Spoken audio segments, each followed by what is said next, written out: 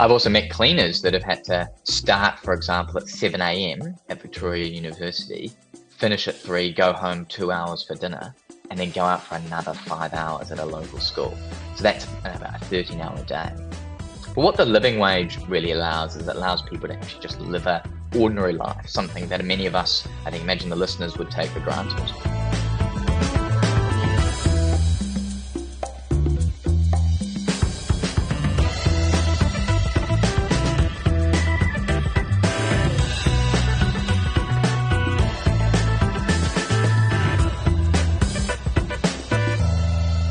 Kia ora koutou. A warm welcome to you all for the second episode of Locked Out with Craig Rennie.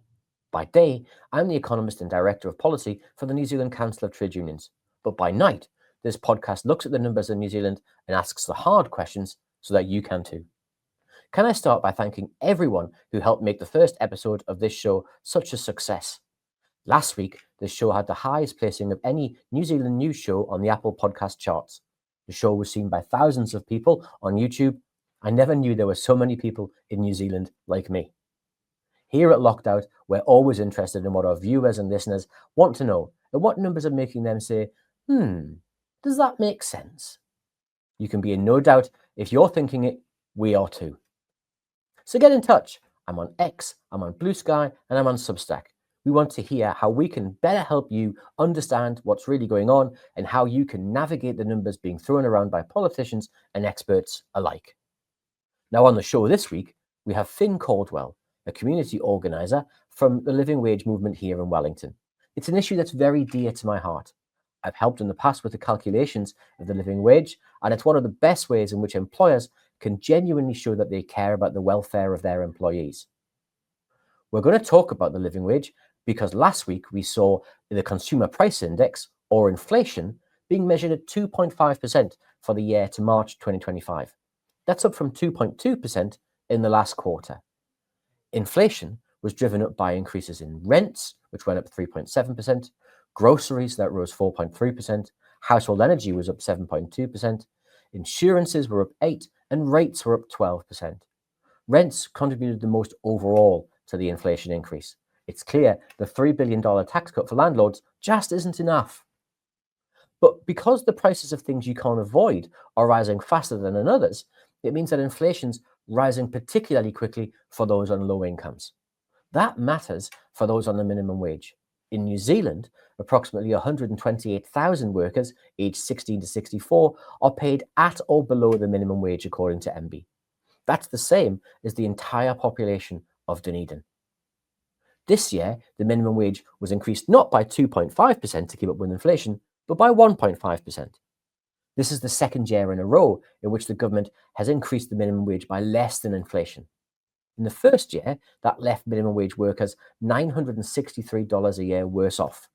This year, they'll be $1,475 a year worse off, $28.36 a week in real terms. Across 2 years, that means minimum wage workers are now cumulatively $2,438 worse off. That's real money being sucked out of the pockets of many workers we often thought of as essential during COVID. It's cutting the purchasing power of their wages. Now, many of you remember, they may say, Craig, we had a tax cut at the last budget. That was supposed to help with the cost of living. Now, the value of that tax cut for a minimum wage full-time worker is $12.50 a week, meaning these workers are poorer even after the tax cut, solely as a consequence of the government's decisions. What the finance minister has given with one hand, she's more than taken away with the other. So why are we talking about all of this? All of this data goes to show how essential the living wage is in New Zealand.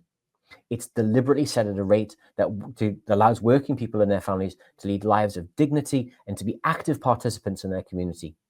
While workers can't rely on the minimum wage with the cost of living, they can rely on the living wage. But the government is consulting over changes that could strip away protections for some living wage workers. Let's hear now from Finn Cordwell at the Living Wage Movement. Kia ora, Finn. Thank you so much for coming onto the podcast. Can you tell the audience a little bit about yourself and your work in the Living Wage Movement? Excellent. So, yeah, thank you for having me, Craig. So my role is I'm the Wellington-based living wage community organiser. And what that means is I organise across faith, union and community groups around really the concept that the minimum wage is simply not enough to live on. So we started off organising around public money, so focusing on like local councils, but also, which we'll be talking a lot about in this episode, public money in government departments through their procurement process. So that's what we sort of do. And now we've been doing a bit of organising in the private sector as well. So can you tell the audience really briefly, for those people who might not know at home, what the living wage is and sort of why it's important?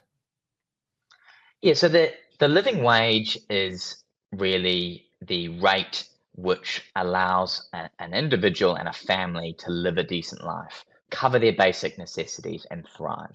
They don't live in extreme luxury, but they're able to do the sort of basic things that you would expect someone who's able to live in a community is able to do.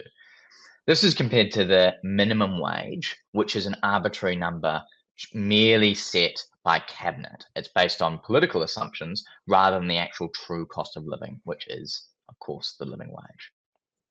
So if that's the case, who calculates the living wage?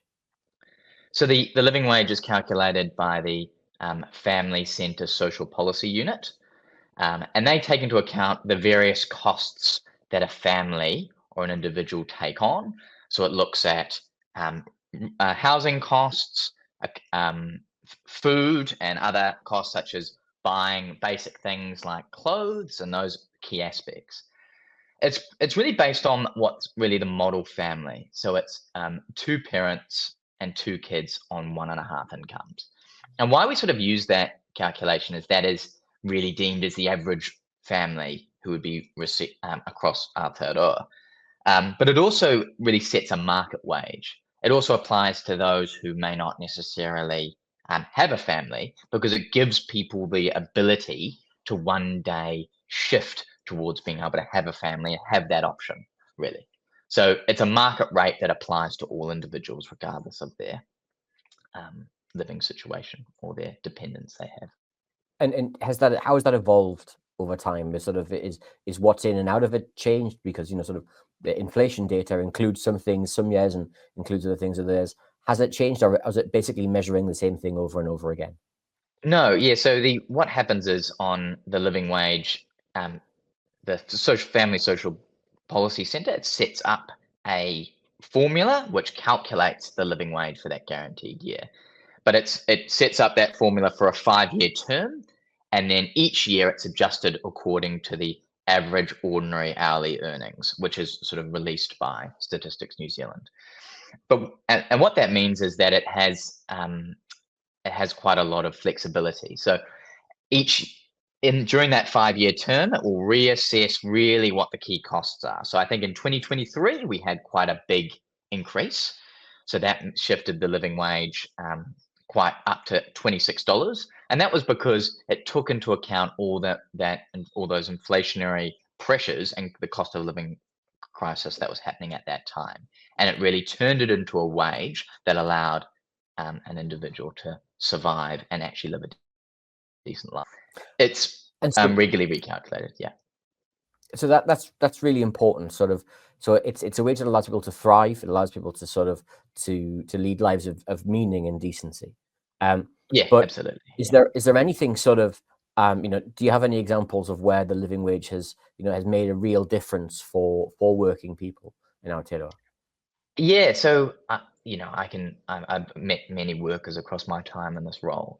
I met this worker who couldn't even afford $5, a $5 koha to send her kids to the community basketball. I've heard, and this is people on the minimum wage, I've heard other workers who have had to work long distances to the supermarket because they couldn't justify filling up the tank.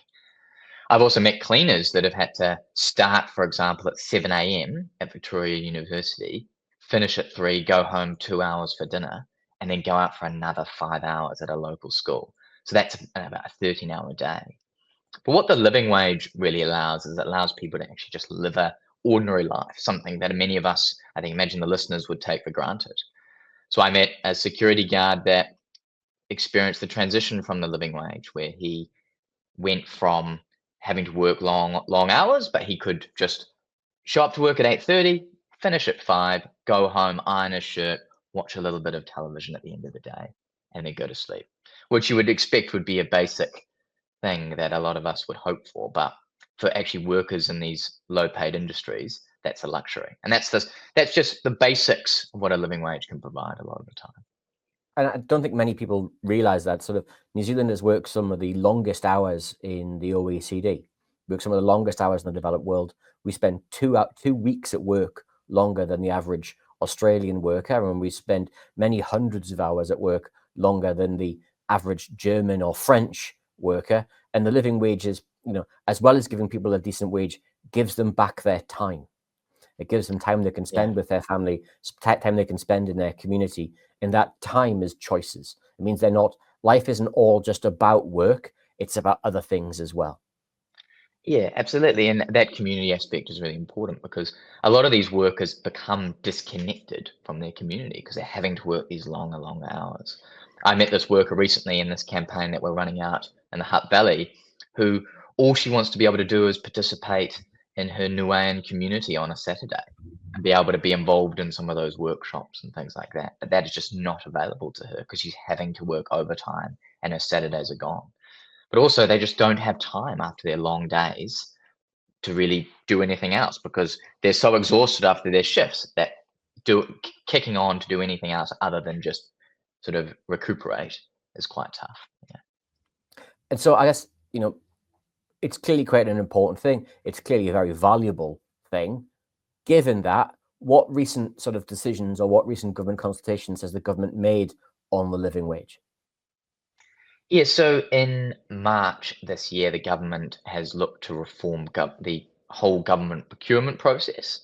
And what that has really meant is that a key element of it that living wage successfully got over the line under the last Labor government in 2021 was that for all cleaning, security, and catering contracts, the living wage was a requirement for all government departments and departmental agencies. So that's kind of the core state sector that we sort of understand it to be. That is actually affected over 100 contracts across the state sector, but it also affected about 4,500 workers. So that's workers in the school lunch programs. That's workers who work in the customs office at Port Otago, or cleaners who clean at the Ministry of Health on Molesworth Street. It's security guards like Clive who work at Mount Albert MSD. Thousands of them who have now had their lives transformed, that have actually been able to live quite decent lives, finally, often for the first time in their careers in that work. And now that the government has sort of aimed to shift that away, that means as these contracts expire, these workers will then remain frozen on their new pay rates.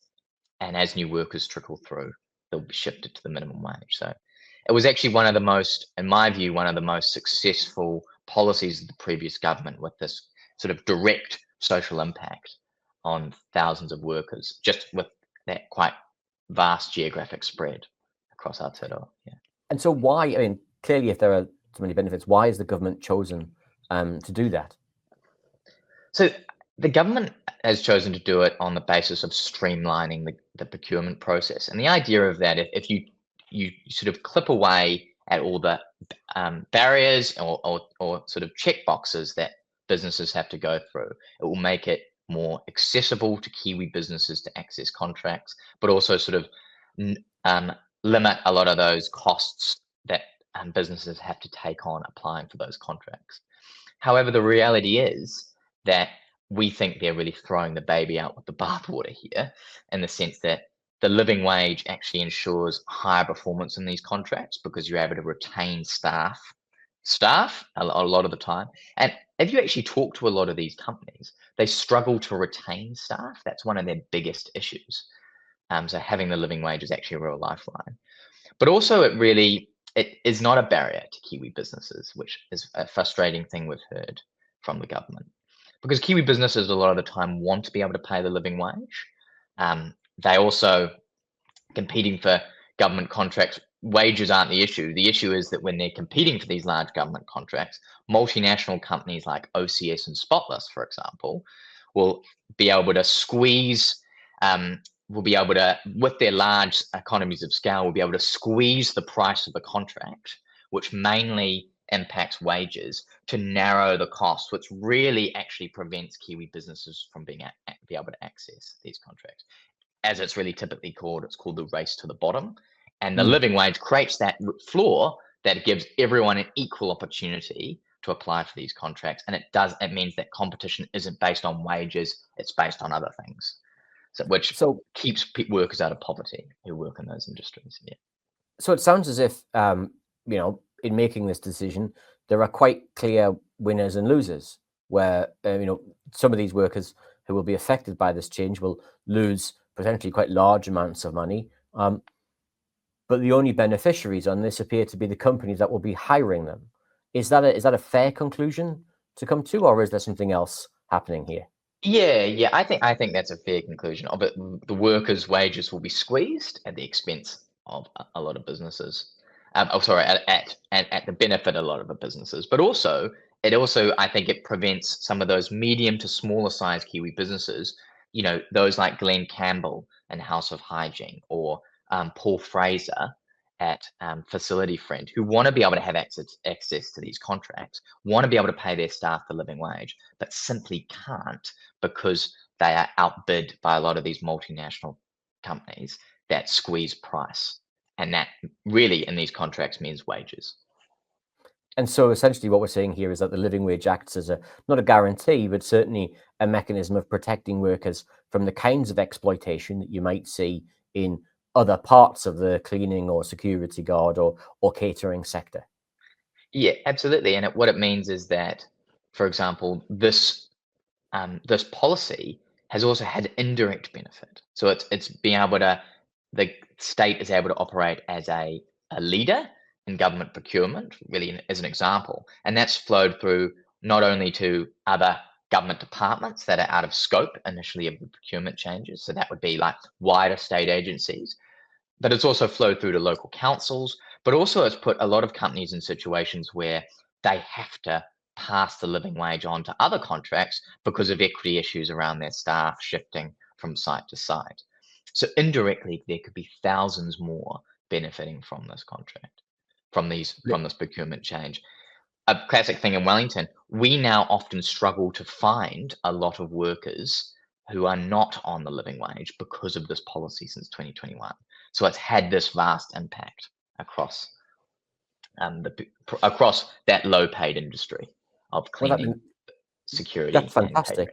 Yeah, that's fantastic. I mean, the question for me is, clearly, as an economist, the question for me is that if workers are benefiting, but the decision to remove this means that companies will benefit, then that's likely to mean the government will have to step in and help pay workers' wages in the form of secondary benefits like accommodation supplement or working for families or other changes. Is that a likely consequence of this change?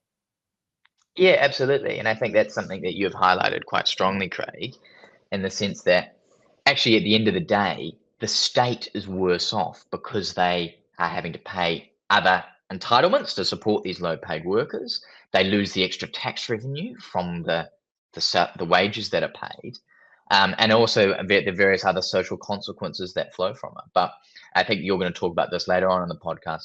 Some of this research you've done, Craig, has really demonstrated that it's a lose-lose for the state. They get a worse performance when it comes to the contract itself for cleaning, security, and catering, but also the workers are having to rely on the social security system to survive. So really interesting. So overall, the living wage, clearly not a fan of this proposal, I'm guessing. No, not a fan at all. Yeah. How can people, the consultation's closed on this particular change, but what opportunities exist for people still to tell politicians, tell government that this is a dumb idea and that they shouldn't be promoting this through changes to the government procurement guidelines?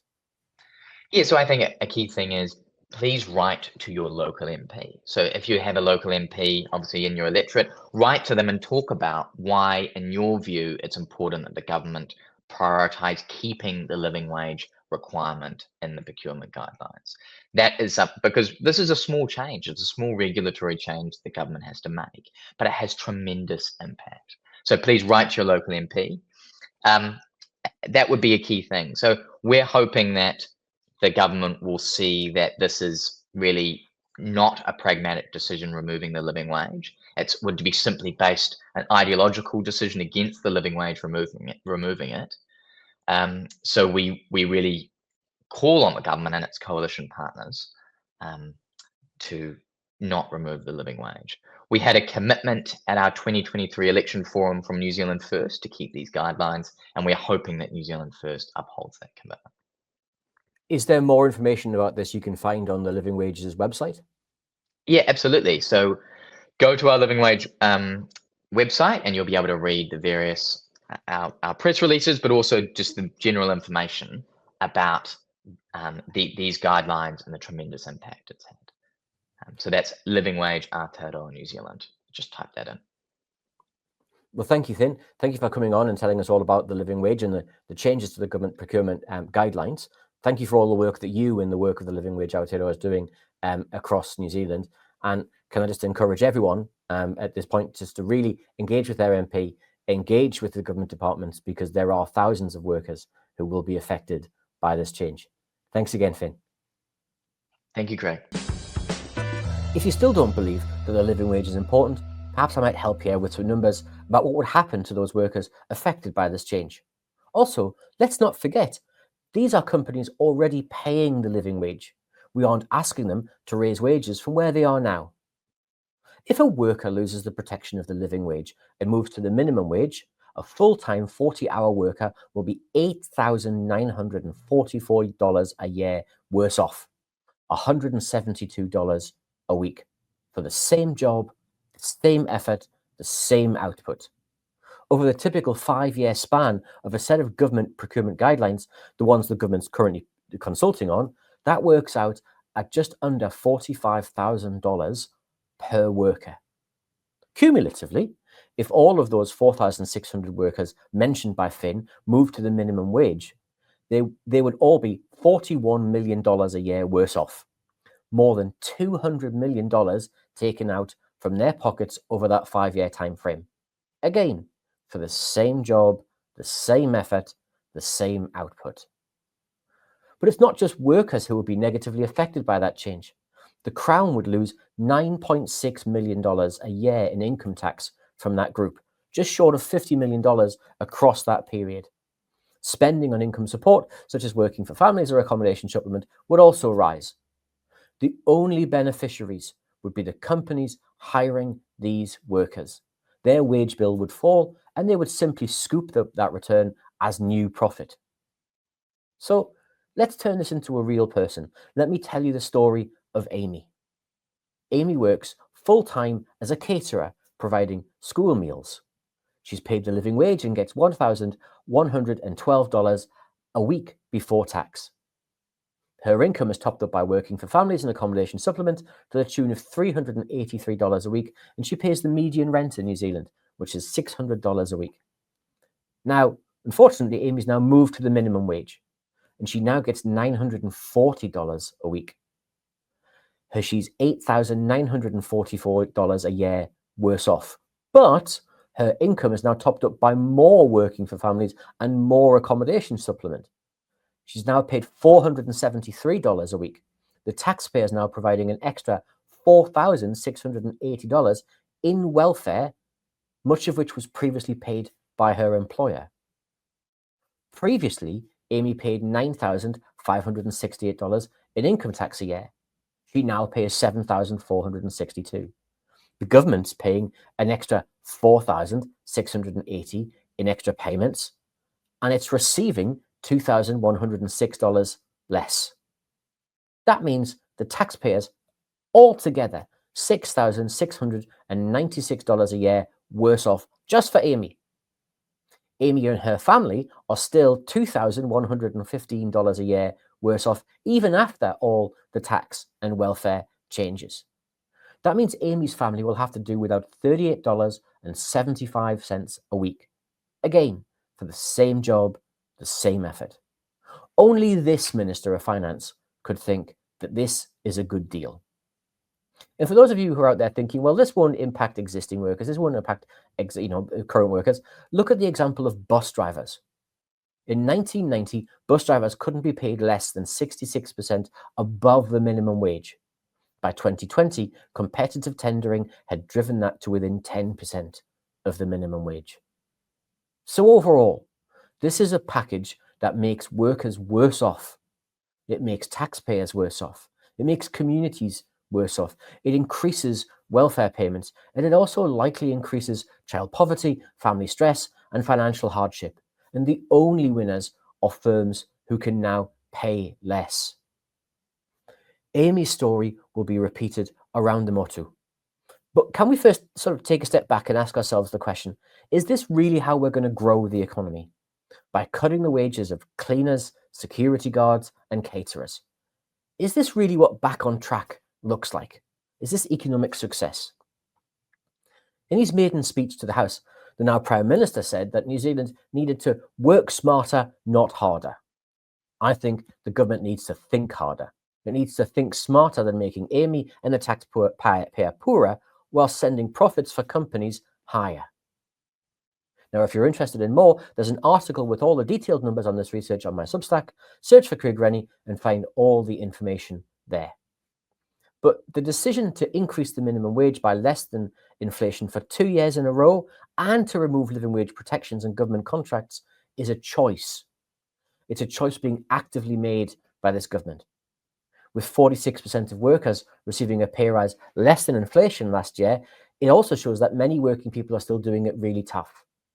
Unemployment still rising, with tens of thousands more people on job seekers since the election.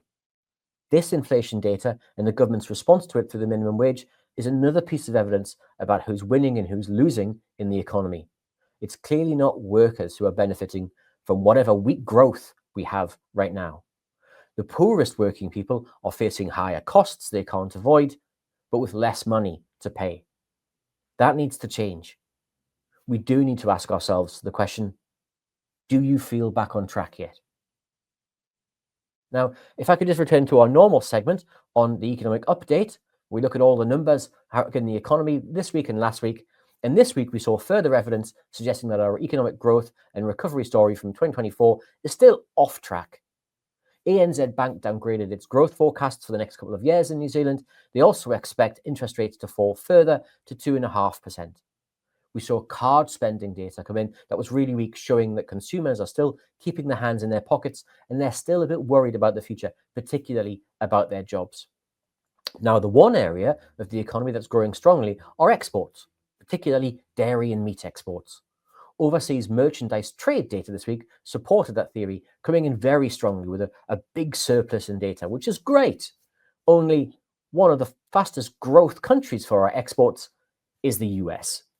And I think it's fair to say there will be challenges there in the future.